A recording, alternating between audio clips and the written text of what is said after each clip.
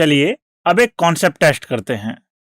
Question में हमसे कहा गया है कि हमें HClO4 कंपाउंड और ClO4 1- आयन में क्लोरीन एटम का ऑक्सीडेशन नंबर पता करना है।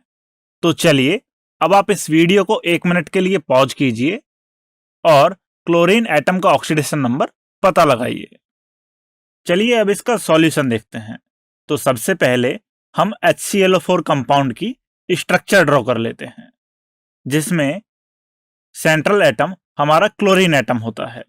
अब क्योंकि हमारे ये कंपाउंड एक कोवैलेंट कंपाउंड है, तो इसमें जितने भी कोवैलेंट बॉन्ड प्रेजेंट हैं, हम उनके इलेक्ट्रॉन्स का डिस्ट्रीब्यूशन इलेक्ट्रॉन नेगेटिविटी के बेसिस पर कर देते हैं। अब क्लोरीन और ऑक्सीजन में से ऑक्सीजन की इलेक्ट्रॉन नेगेटिविटी ज्यादा होती है, इसीलिए जो कोवैलेंट बॉन्ड के इलेक्ट्रॉन्स हैं उनको ऑक्सीजन अपनी ओर खींच लेगा। तो इलेक्ट्रॉन्स का डिस्ट्रीब्यूशन कुछ इस प्रकार से होगा।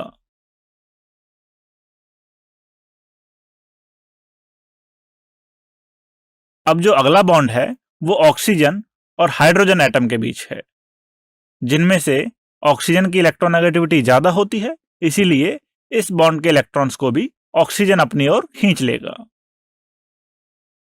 तो अब अगर हम सेंट्रल एटम जो कि क्लोरीन है उस पर आए टोटल इमेजिनरी चार्ज को काउंट करें तो वो होगा +2 ++2 ++2 +1 which is equals to total +7।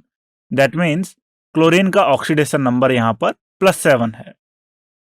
इसी प्रकार अगर हम ClO4-1 आयन की स्ट्रक्चर ड्रॉ करें और वहां पर भी इलेक्ट्रॉन्स का डिस्ट्रीब्यूशन इलेक्ट्रॉन नेगेटिविटी के बेसिस पर करें तो इलेक्ट्रॉन्स को ऑक्सीजन का एटम अपनी ओर खींच लेगा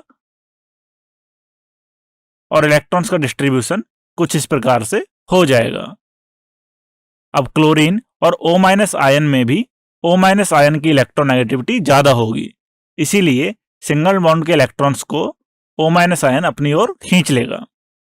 और यहां पर भी आप टोटल इमेजिनरी चार्ज को अगर काउंट करो जो कि क्लोरीन एटम पर डेवलप हुआ है, वो भी +7 हुआ है, इसीलिए इसका ऑक्सीडेशन नंबर भी +7 होगा।